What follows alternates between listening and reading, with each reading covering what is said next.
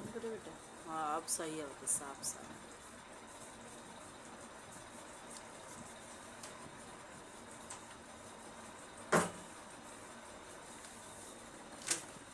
अब सही। आज मैं आपको साधारण ब्याज का पहला क्लास दे रहा हूं और इस पहले क्लास में आपको इस साधारण ब्याज का बेसिक बातें बताऊंगा। तो आपको एक काम करना है कि लाइक करना है और शेयर कर देना है। और लाइक और शेयर क्यों करना है? क्योंकि उस लाइक और शेयर से मेरे को मोटिवेशन मिलेगा, तो मैं आपको अच्छा से अच्छा कंटेंट देने का प्रयास करूंगा। अब देखिए, साधारण ब्याज, इस चैप्टर का नाम ही है साधारण ब्याज। आपको दो बातें मैं बताऊंगा, उसी बात को ध्यान दीजिएगा। इसी दो बात पे पूरा चैप्टर मैं खत्म करूंगा।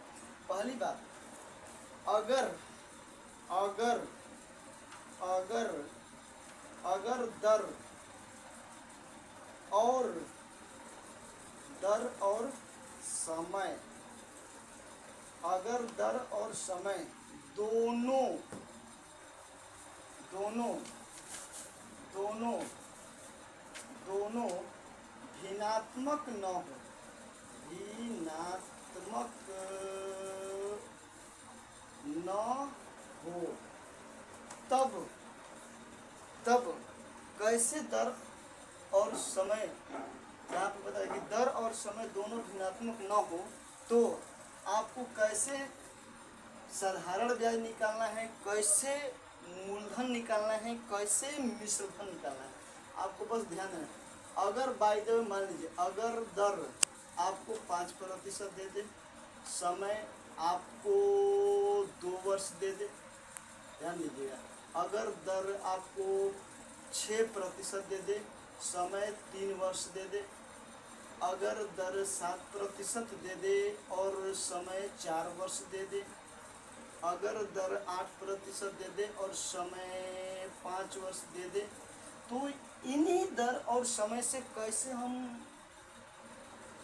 ब्याज ज्ञात करेंगे, कैसे मिश्रधन ज्ञात करेंगे और कैसे मूलधन ज्ञात करेंगे। तो जब देख लीजिए कि दर और समय, इसके बटे में भी कुछ नहीं है, इसके बटे में भी कुछ नहीं है, तो ऐसी सिचुएशन में हमेशा मूलधन सब होता है।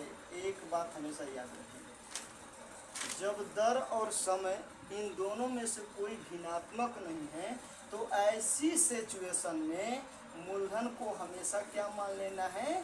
100 मान लेना है।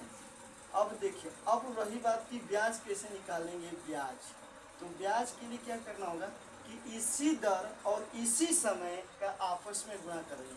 तो 5 में 2 का गुणा करेंगे तो कितना आएगा? 5 दूनी 10, ये हो गया ब्याज। 2 साल का ब्याज 10 रुपया। अब उसी तरह इस दर और समय का गुणा करेंगे तो 36 18, तो ब्याज आ गया 18 रुपया। इस 7 और 4 का गुणा कर देंगे तो ये हो गया 7 चौके 28। इस 8 और 5 का गुणा कर देंगे तो ये आ गया 40, 8 5 40 है। अब इसी ब्याज को इस 100 में जोड़ देंगे, तो जोड़ने के बाद जो आएगा वो हो जाएगा मिश्रधन। तो 100 को 10 में जोड़ेंगे तो कितना हो गया? 110। और इसी 100 को 18 में जोड़ देंगे तो हो जाएगा 118। इसी 100 को 28 में जोड़ देंगे तो हो जाएगा 128। इसी 100 को 40 में जोड़ देंगे तो हो जाएगा 140। ये हमारा मिश्रधन आ गया, ये मिश्रधन आ गया, ये मिश्रधन आ गया, ये मिश्रधन आ गया, और ये आ गया मूलधन मूलधन मूलधन मूलधन। तो ये आपको तब लगाना है जब दर और समय इन दोनों में से कोई भिन्नात्मक न हो। तब आगे के कड़ी में भिन्नात्मक वाले के बारे में बताऊंगा।